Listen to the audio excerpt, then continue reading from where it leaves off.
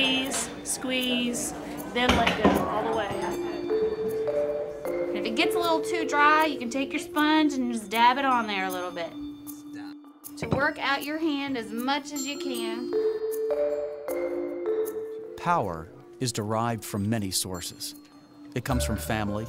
It comes from spirituality. It comes from meeting challenges so great, one would not expect anyone to overcome them.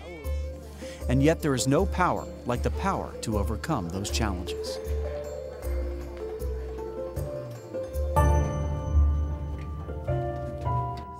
Across the landscape of Central Virginia, the power to overcome the great challenges of devastating disabilities is generated in 10 locations, literally 10 oases of healing, comfort, determination, and power. You want to sit down like you're sitting in a chair. The century-long evolution of Sheltering Arms Hospital into one of the finest rehabilitation centers in the country is born of an intense desire to never give up, no matter the challenge, and despite the most devastating of diagnoses. These facilities are populated with the most advanced rehabilitative technology, the most innovative of methods, and highly trained professionals who are passionately committed to helping their patients get better faster.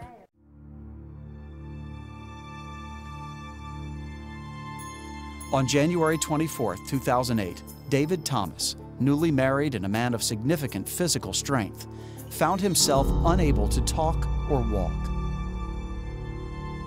A bulging blood vessel ruptured, causing bleeding throughout the brain. David suffered from a brain aneurysm that was followed by a devastating stroke. He was unable to communicate with his new wife and feared he wouldn't even be able to attend his grown daughter's upcoming wedding. He had a brain aneurysm, and they did emergency surgery on him. Couldn't move, couldn't sit up, nothing. He was doing great that day, fine. We went out to dinner, everything was okay, and he just collapsed that night and whisked him out to the emergency room. Several experts, doctors, and insurance examiners believe David's condition, immobile, inaudible, and essentially unproductive, was permanent. It was even suggested that David's future should be spent in a nursing home.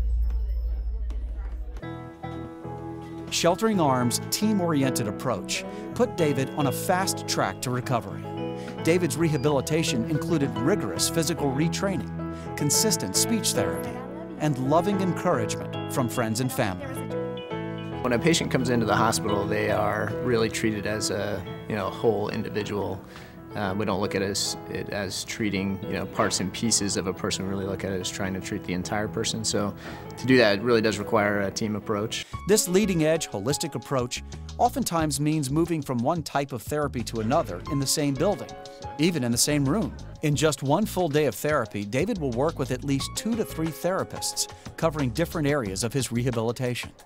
This team model not only assures that issues do not fall through the cracks, but also builds on the gains made from each type of therapy, ensuring that every aspect of the patient's needs are addressed. The team approach here is essential to me and to what I want to do. I don't want to work by myself in a vacuum. And the whole team works together, and everybody has a mission here which is based in caring and empathy and concern and highest ideals, trying to get people better.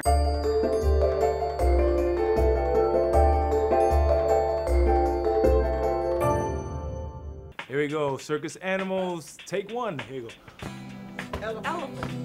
Tigers. Less than 10 miles away at the Sheltering Arms Midtown facility on West Broad Street, the sights and sounds of recovery are everywhere. This is called recreational therapy. Rec therapy is at the heart of the Sheltering Arms philosophy of providing patients with a continuum of care, well beyond their initial recovery. All right, got balance. Throughout the building, frayed connections between the brain and the hands, between the mind and the mouth, are being tied back together in a prime example of what makes Sheltering Arms rehabilitation centers unique. We get to work with clay. This is an organization that has, as part of its core mission, a continuum of care that ensures patients can find a long-term path toward as full a recovery as possible. Do you want to look in the classifieds diet and find a man? Are you ready?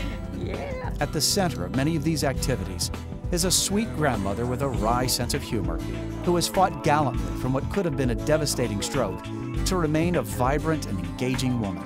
Her name is Dorothy Hughes. She likes to go by Dot. In 2002, Dot's life changed dramatically. About 2 weeks before I did have mine, I had taken my grandson in my arms and was going to go to the house, and I just fell over backwards. I got him to bed for his nap, and I went to the bathroom, and I came out. It was like somebody drunk. Dot was suffering from a debilitating stroke. Yet within weeks of her stroke, Dot was at Sheltering Arms, working her way toward recovery. On many days, you'll find Dot and many other patients gently and joyfully developing their hand skills, their cognitive skills, and what no doubt will be lifelong friendships. It's like building a house. You build a foundation of care, and then you build upon that care and expand it in different areas based upon the needs of the patient. The results of this continuum of care are clear when you look into the eyes of Dot Hughes.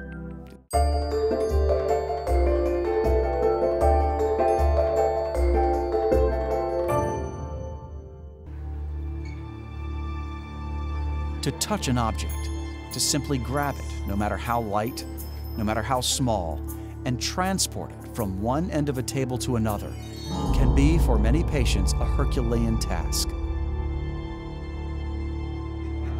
This man was once a powerful and agile linebacker for Virginia Union University. Now barely into his 30s, Jamaal Williams must put the same focus and energy he once used to bring down running backs to move a 2-ounce ball just a few feet. At age 28, Jamaal was hit by a virus that attacked his heart. The damage from that virus led to frequent bouts of high blood pressure and ultimately a stroke.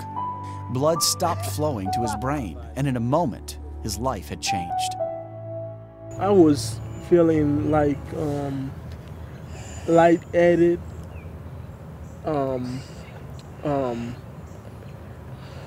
headaches. What did you think was going on? I didn't know. I didn't know. They called me the middle of the night. They say, well, something is not quite right.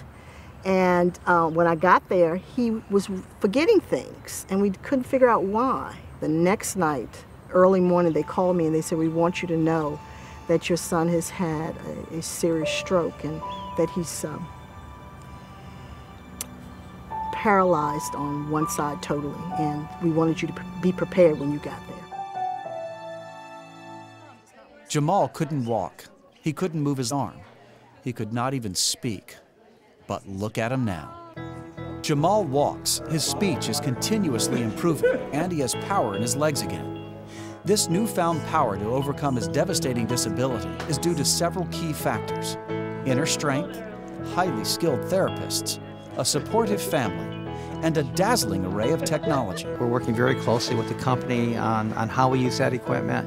We're trying to make it available to people in the community who need it. We're trying to make them aware of it. It is the best of innovation, humanity, and state-of-the-art technology, all expertly applied in the most compassionate of settings. All the way straight, then let go when you mean to.